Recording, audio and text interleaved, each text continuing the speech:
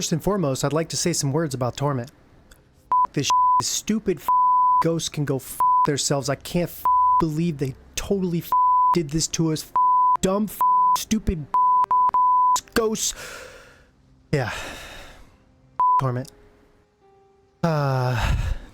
Torment. So we had a good time with Torment going through the campaign. There were plenty of bosses that ended up being possessed. Some not ideal, some whatever.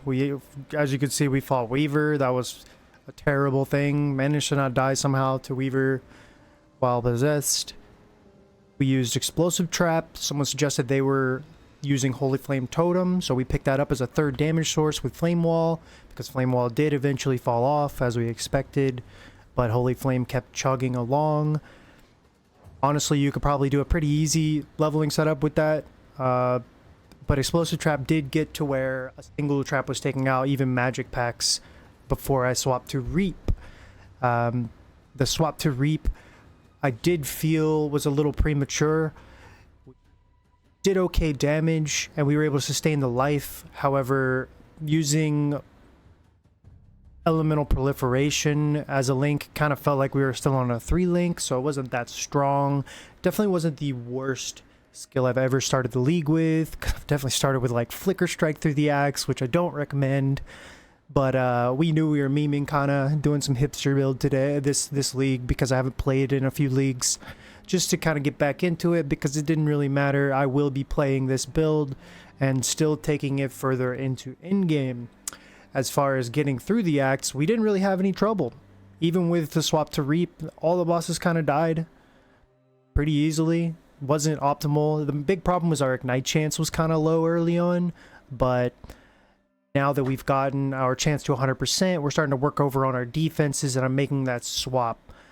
If I went back, I would definitely make a lot of changes in my early game, like focusing more on the Holy Flame Totem. Explosive Trap was a good pick, to be honest. We did have to take some nodes for Dexterity and Intelligence early on to meet our tribute requirements, which kind of sucked later on because we do have to respec out of them. I'm currently still spec'd into our leveling tree, but soon we will respec out of that. Here is my current tree. We are currently level 85. We're in like mid yellow maps. I didn't get to play as much as I normally do this weekend. I basically skipped the entirety of Sunday due to some sleep issues, but we got that all solved. You can see here, we actually ended up coming out and going directly up into the left side. We ignored this whole area and went up to Divine Judgment because we can get more Ignite chance up here, because it's pretty big. So we ended up taking the extra Ignite chance where we could and beelined it over to our Breath of Flames, notable over here, as well as picking up the Ignite chances there to make sure that Reap is successfully igniting things regularly. We did skip Elemental Overload because our our crit chance was like 6% when we first got by it, so I just ignored that node for quite a bit. We did opt to get our auras early. You can run Determination or Malevolence along with Herald of Purity and Herald of Ash. Any combo of those two, but it will cause you to have to life tap some extra skills. But that's fine because we have tons of life regen. It was no problem. After that, we did come over here and go over and get the extra Ignite chance from the Ash, Frost, and Storm. It's not terribly important outside of that. And then by the time we hit maps, we went down, got Unwavering, and started stacking our max res once we got that third tendency. We did make some changes to the links we are using. Currently, we're still on that 4 link. It kind of is... It's feeling the pain. We really need the 5 link now to feel better where we're currently at in in-game. The Ignite Prolif is not terribly powerful link for us right now. There's a handful of options we could choose next. I think Swift Affliction was the one we were looking at.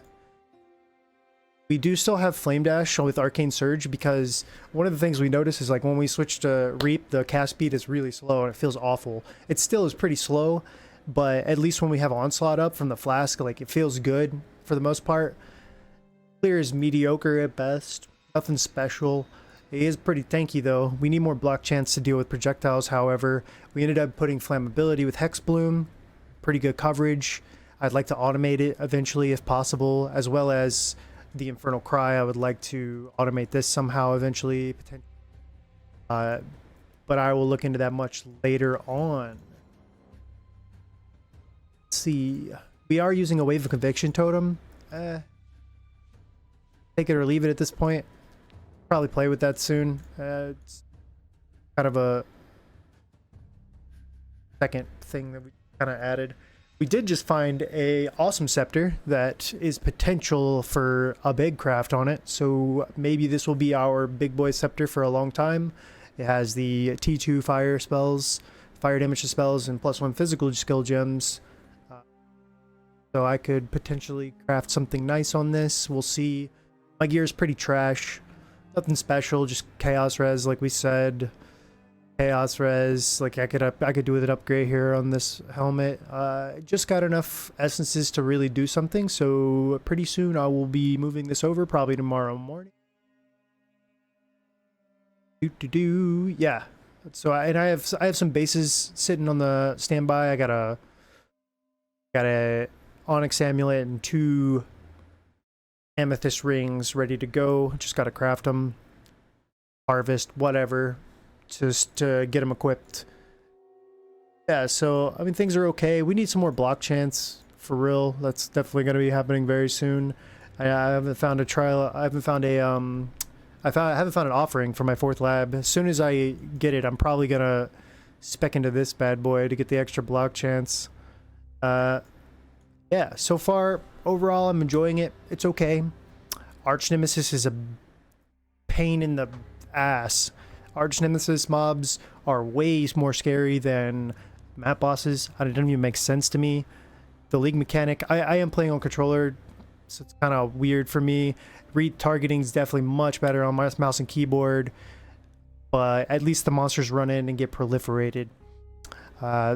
Probably within the next week I'll have my shield and helmet, and I've been doing a little bit of heisting. We're gonna keep trying and hopefully we get that Emberwake. I'll be streaming in the mornings, Eastern Standard Time, on my channel. Check it out, see what I'm doing, ask me questions, whatever. Kind of blasting while I fix this character up. I'm gonna keep taking him up to in-game. He's not done, I'm not done with him. Hopefully we can get a good end result. Overall, so far, I'm pretty satisfied with him. It being a hipster pick. What the Chieftain did lose, gained in defense.